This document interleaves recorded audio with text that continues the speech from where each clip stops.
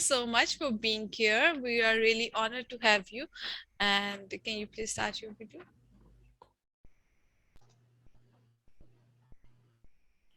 Great. Hi. The video is working. Yeah, Now I so will say good morning and good yeah. evening to everyone. Good morning and thank you so much, Eric, for joining us so early. And we are really honored to have you here. And thank you so much for your time. And you can Well, start thank your you. presentation now after sharing your screen. Alrighty, let's do this.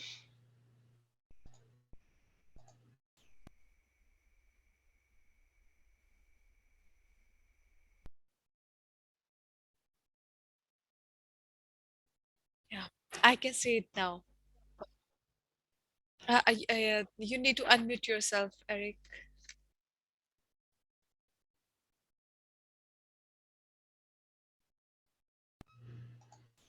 Wait one moment. Okay, sure. Okay, so ladies and gentlemen, during Eric's presentation, if you guys will be having any question related to Eric's presentation, you can drop in the chat or in the QA session, and Eric is here to answer all of our queries. So thank you so much. Okay, and can you hear me now? Yeah, I can hear you. Okay, let me share the screen again. For some reason, it stopped my voice when I shared this. I think again, you are mute. Maybe you can send me your slides and I I will. no, I understand the problem. I have a couple videos that I wanted to show, and when you share the system audio, then it stops your microphone. Okay, so, So okay. yeah. So I will be able to do this no problem. Let's see. I'll try it one last time. Yeah, it's working perfectly now. Good luck. Okay, Stage is great, all yours now. great. Thank you so much. Thank you. Well, welcome everyone. I hope you will enjoy my presentation on building effective brand protection teams. And so basically, I'm setting up brand protection teams and a successful brand protection strategy for taking care of cases and this sort of thing. Let's see.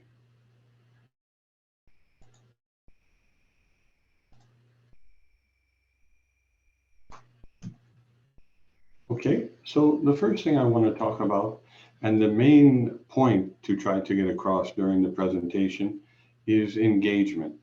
So engagement is the key for what we are doing, and engagement. I'm speaking about engagement with government and with law enforcement, because in any brand protection system, this will be the number one goal is to have government or law enforcement or customs take action on your cases, understanding that they have a lot of uh, anti-illicit trade work, a lot of counterfeit work in front of them.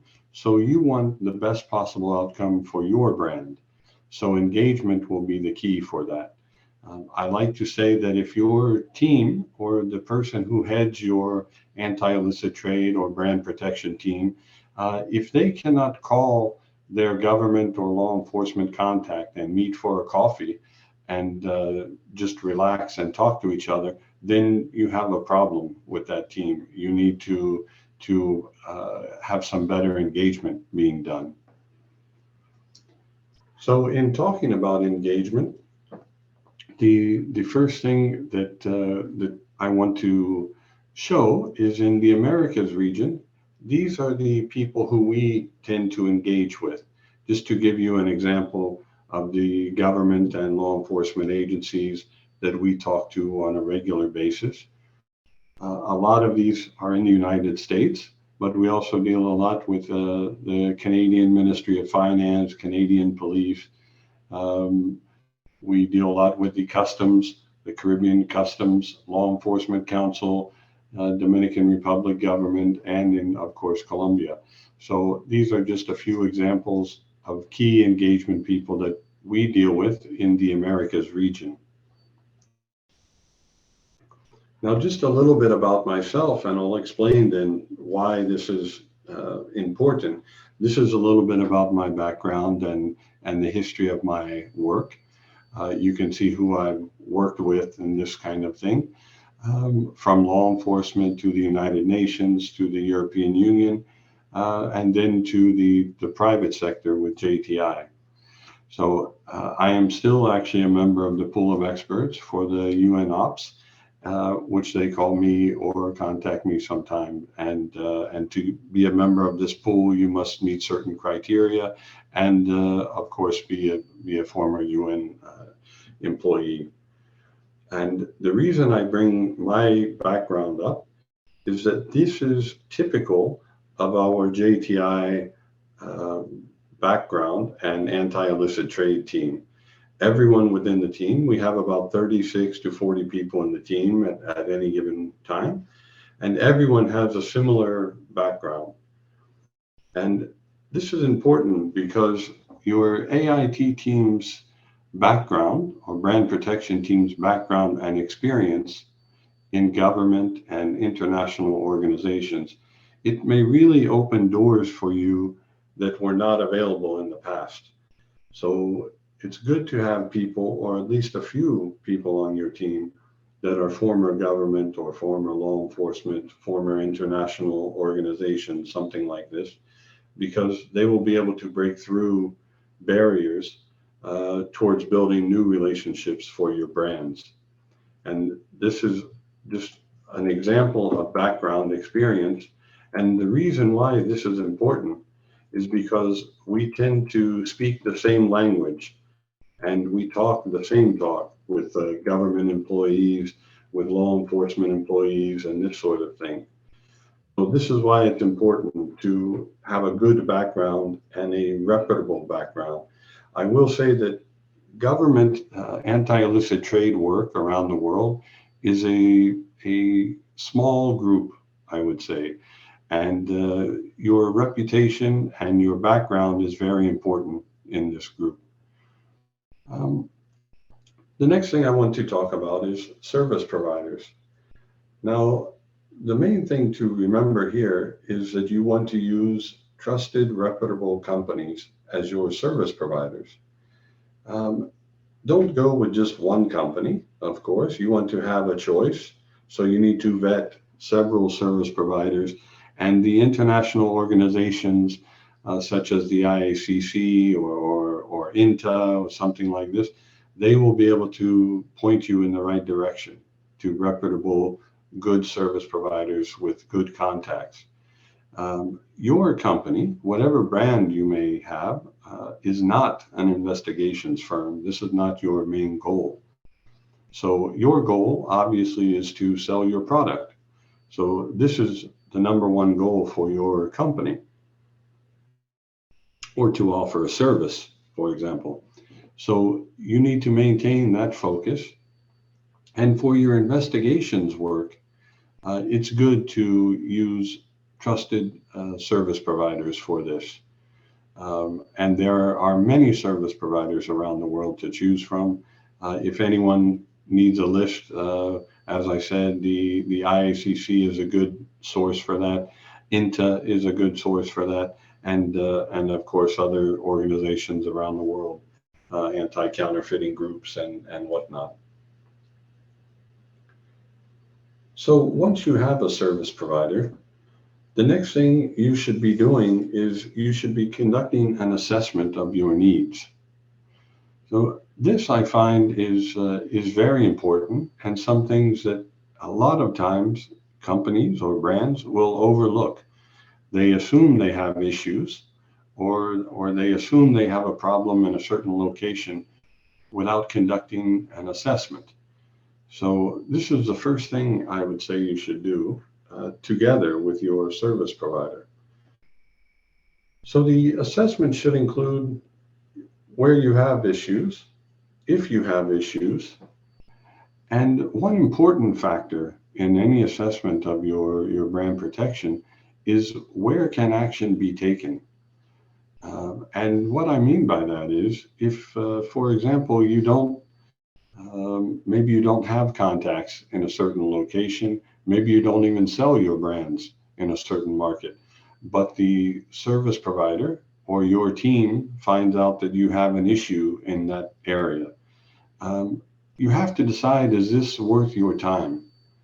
Uh, what is exactly the mission that you have to protect your brand? You can't address every single problem around the world, I would say. No one can do that, no matter how many people you have in brand protection. This is impossible. So you need to kind of pick your battles and decide where you can do the most good with your team. Um, this may be that in certain areas you don't take specific action, and that's okay because you can't address everything. And in some areas, the violations of your IP rights or a counterfeit or some brand protection issue, it may not be hurting your brand at all. So you need to address what is harming your brand first, and then once you take care of these things, then your list of priorities, you go down the list, and then you can address something where action can be taken. Uh, so the next thing you should come up with then is a strategy or an action plan. And what we tend to do, I will tell you, in my experience, that seems to work well, is that we normally have a project name given to a certain issue. For example, if we have an issue in, I don't know, in the United States or in Russia or somewhere with a problem, we create a certain project just for that problem, and we normally give it a name. That way, everyone understands it's that project we are talking about. Project, I don't know. Project Glass or something like this. You can give it any name you like. And then you need to identify clearly what is the mission of that specific project. So it may be that you have, I don't know, a counterfeit issue in Colombia, let's say. So you create a project to deal with that specific issue. You talk to a service provider to deal with that specific issue, and you have someone on your team that then manages that service provider. We find we write out the mission plan and an action plan for each particular case that we have. We are clearly state what is the mission of this investigation. It may be to share information with police. It may be to conduct research or something like this. And be specific in your written mission. You want, for example, the service provider to give you a report each week, or you want them to give you a monthly report, and that report should include A, B, C, these items that are important with your brand.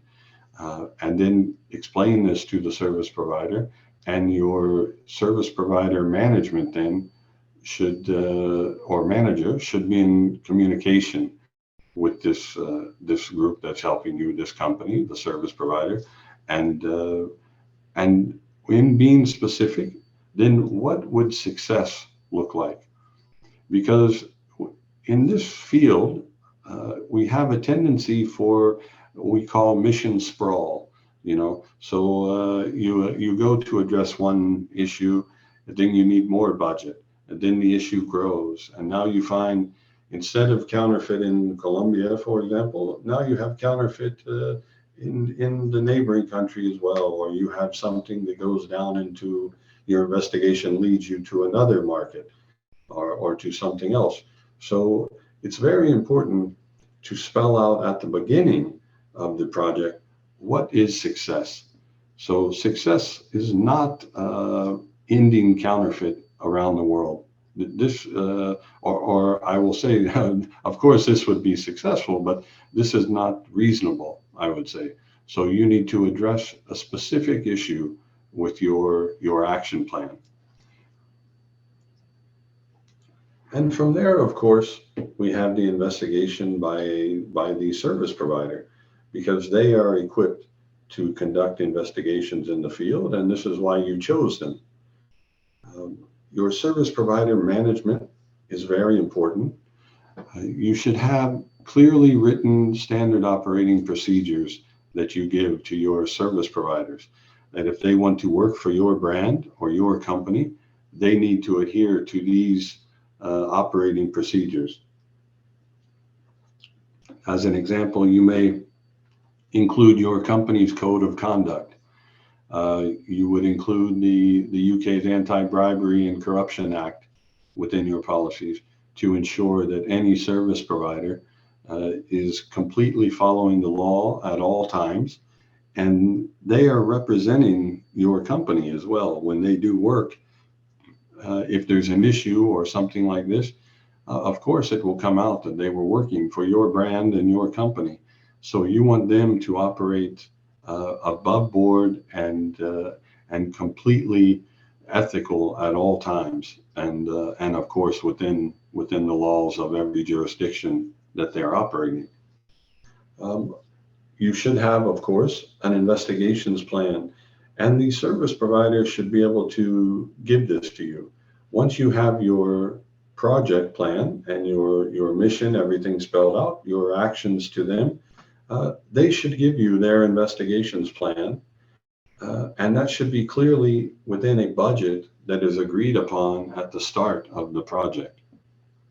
So along with kind of mission sprawl and things becoming out of hand, it's easy for the budget to become out of hand as well.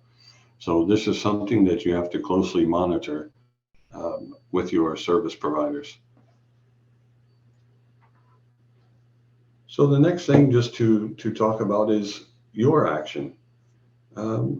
Decide what you need to do. Once your service provider sees an issue somewhere and you have a plan and there's an investigation in place and this sort of thing, what do you need to do in this case?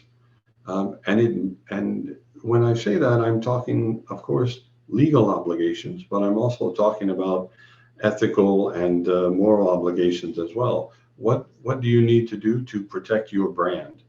In brand protection, we not only investigate counterfeit or diversion of our product or something like this, but we are also responsible for our brand's reputation. So we need to of course, do everything that we can to protect our brand, to protect the reputation of our brand. So your action is very important. And then you need to think about what will help the government or law enforcement to take action. What do they need from you? Because just to report to the government that you have counterfeit or you have a diversion issue somewhere, this is not enough. They need more help than that, I must say. And the only way that we can address counterfeiting or illicit trade is for governments and the private sector to work closely together. So when you're looking at what the government needs, you want to look at your evaluation and dissemination of information. And what I mean by this is your service provider will be giving you reports. And the reports should include important information about people involved in smuggling. It can be smuggling routes, for example, or containers that seem suspicious for some reason or another. So you need to figure out how you're going to get this information in a form that government or law enforcement will be able to take action on this information. So this is just a quick example of something that government or law enforcement could use. If you take a look at this chart, you can see, of course, a lot of arrows and this sort of thing. But what the important thing to note is that at the end of all this, we actually have an address. So you have a person and an address. So you give this to government or law enforcement contacts along with your investigations report. And it's easy for them to see, when you point at this chart, you can say that this person In this case, this Terry Brazil, he's the bad guy. He is the person that we need to go after. So it's easy for law enforcement then to take an address or a person and conduct their investigations. So this engagement that you have, and I keep mentioning government and law enforcement, this is sustainable, and you keep this relationship up because you are providing them with the information they need to act and make arrests and seizures of counterfeiting or something like this. And this helps their career, it builds their reputations. So this is good for everyone. And this is why the relationship is sustainable. And I have noticed in brand protection, there are some companies who, uh, for lack of a better term, complain to the government or to law enforcement. We have a counterfeit issue, say here, in this market, and you are doing nothing to help us. We need more action. We need more help. So you are not coming with any solution in that case. So the government, they have limited resources like everyone, limited time on their hands, and a lot of time. I would say that counterfeiting is not their main goal, to stop counterfeiting. Sometimes they have other things on their mind. So if you give them the information they need, the next time you call, they will take your call or they will meet you because they are anxious to obtain information that can help them. And here's just an example of some of the items that we've been able to help the government seize with our information. Uh, Containers, things like this. This is in Canada, the police there that stopped some smugglers, and this was off information, of course, provided. Um, this is another example. You see the wood there. So the smugglers, what they were doing was they were keeping their items within wood, and they were hiding contraband inside there. This is another example, this video. We found out that they were using ambulances to transport illicit cigarettes. So, of course, we notified law enforcement and the government right away, and they stopped some of these ambulances then.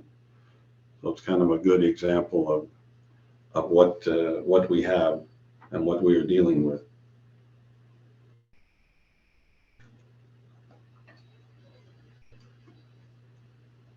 Oh, you can easily see this was, of course, a lot of contraband, and this is how the smugglers were moving their items.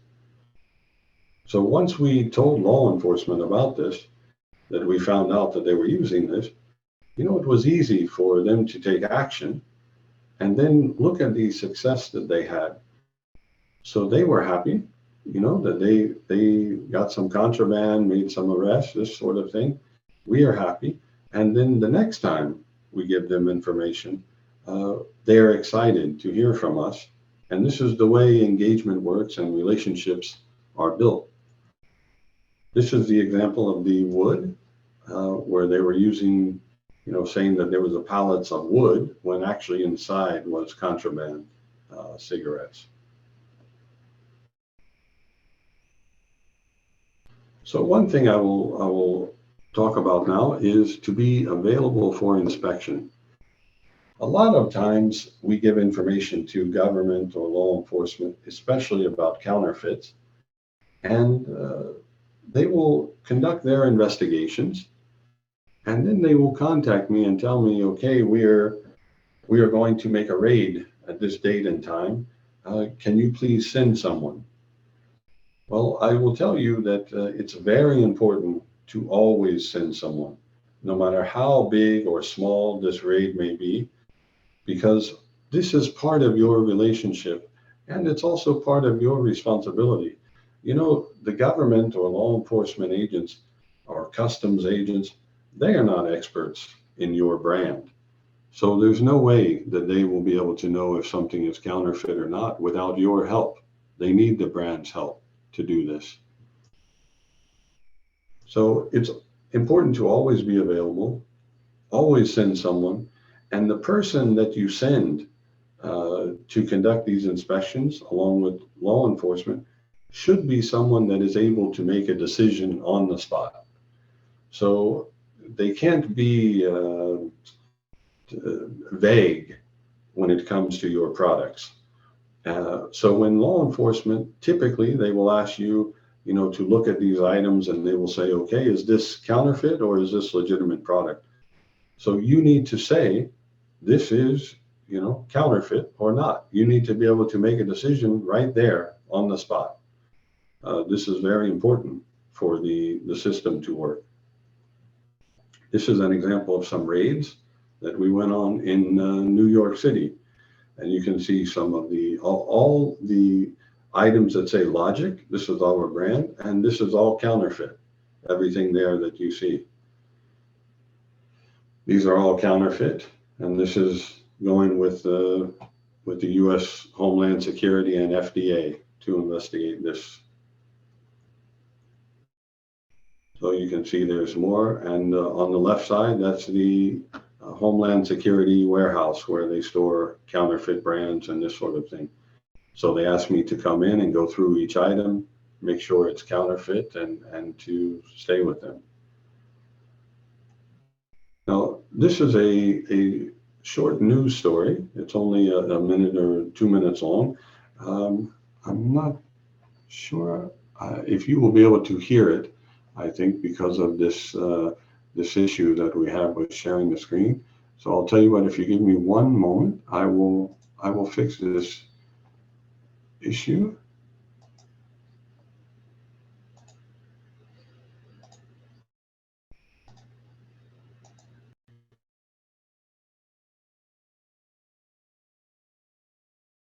Begin tonight with an East Meadow father and his two sons charged in an alleged multi-million-dollar counterfeit vaping product ring. Yeah, News 12 Long Island's Jackie Lucas's story you saw first on 12. What you see in front of you is $1.5 million worth of counterfeit vaping products. More than 10,000 pieces of electronic cigarettes, e-cig refills, and vape pens that investigators say are all counterfeit and were seized by authorities. Behind the scheme, police say this East Meadow father and his two sons. Police arrested Dad Ali Asgar, Ali Musa, and Ali Zar and charged them with trademark counterfeiting for selling these fake Logic products. These counterfeits are being sold with similar branding, logos, and packaging as some of the real producers, making it difficult for the average consumer to tell whether they're buying legitimate products. Prosecutors say the family was having the products shipped from China, and over the past 2 years,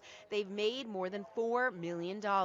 They advertised on social media, Amazon, eBay, online, and of course they sold it in stores. Investigators say the family was selling the knockoff products at 5 different stores they owned across Long Island, including the Card Smart here in East Meadow and the Smoke and Vape down the road, where workers say they had no idea. I was shocked when I heard that. In court, the trio pleaded not guilty. Their attorney spoke about the case. I know one thing, the DA is going to have to prove that my clients actually knew that they were selling counterfeit trademark goods. So that's one hurdle that the DA is going to have to jump over. Meanwhile, officials say it's hard to tell if a product is counterfeit, and there are health concerns as well. 1 puff equals 1 cigarette, right? Think about that.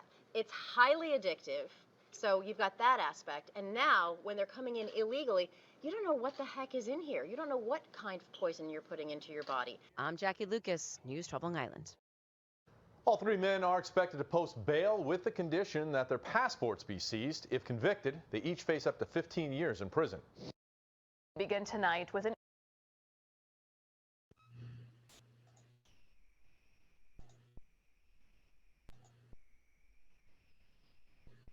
Okay, we can go back now to the presentation, but that's an example of a successful operation, I would say.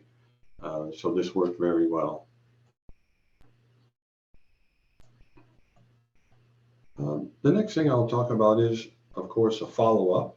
Once this is done, as you're part of your company, you should follow up with your sales team, your corporate affairs, legal, marketing, because now that you've made a raid or you've been successful, now you want your brand to shine. So this is the opportunity for you to fill that gap and to be successful, in the entire project. So a follow-up is very important, and it's important to get everyone involved that's in your company. And the last thing I'll touch on is just civil litigation, and it's something to think about because there are assets. When you stop a criminal organization from counterfeiting your brand, or you make the government and law enforcement make arrests, they have assets. They benefited, from selling your product, and they harmed your brand. And I would say that this is the first time throughout the entire process that the question, is it worth it for your brand, should not be a consideration. If it's possible, and you have the legal team within your company and within your brand, you should take some type of legal action against these people who did this. You should at the very least, you should provide all information to law enforcement and government so that they can prosecute someone. And your brand, you are the victim in this case. And I will tell you that case that I just showed you, that successful case we had, we were a victim in that case.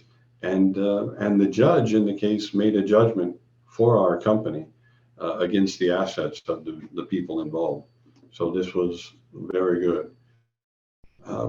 This is my last slide that I have for you, and it's just a 1 minute video. And this is the United States House of Representatives had a committee on energy and commerce. And what they were doing was talking to all the brands that have vapors or e-cigarettes and this kind of thing. And it's a very interesting 1 minute, and I'll tell you why if you just give me one moment to set this up for you.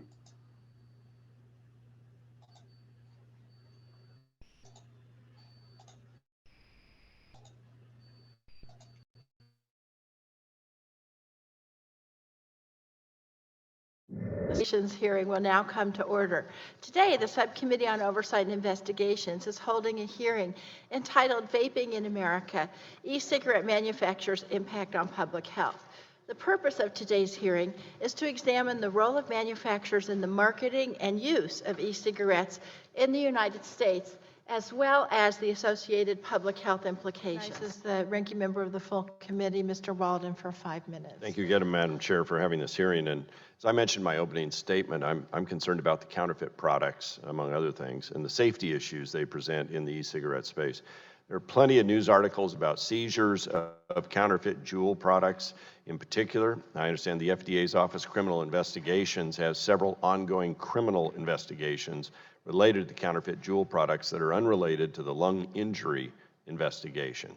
So for each of you, and pretty quickly, what concerns do you each have about the counterfeiting of your product? I don't think your mic's on. Excuse me. Counterfeit products are an issue. It's something we've been very focused on in the United States market, getting them off of the marketplace. All right. Mr. Oberlander? Mr. Congressman, at this point in time, we haven't seen any counterfeits of used products, but we are constantly monitoring the markets, to my knowledge. All right.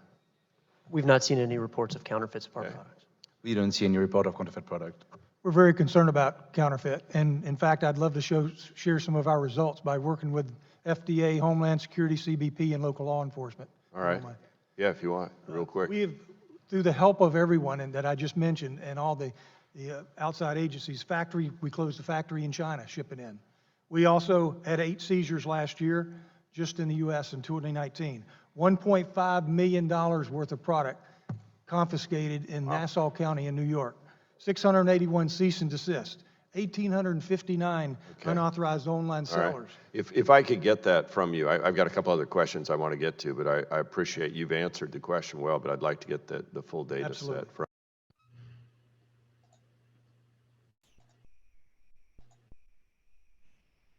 So the point of that present that clip was that our brand, we were the last company and the last gentleman who was speaking.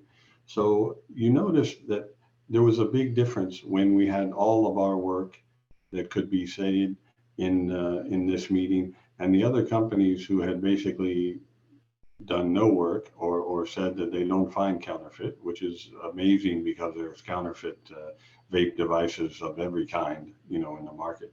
So once your brand protection team or your anti-illicit trade team does a good job, I would say, at doing their work, then they're able, to have moments like this with your brand where you stand out above the other brands and you show that you are a respected member of the business community and that you are helping the situation of counterfeiting.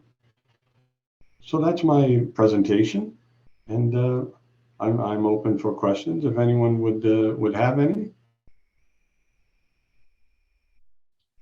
Hi, Eric. Thank you so much for your wonderful and interesting session. I'll ask the audience that if they're having any question, they can ask you in the chat or in the QA session.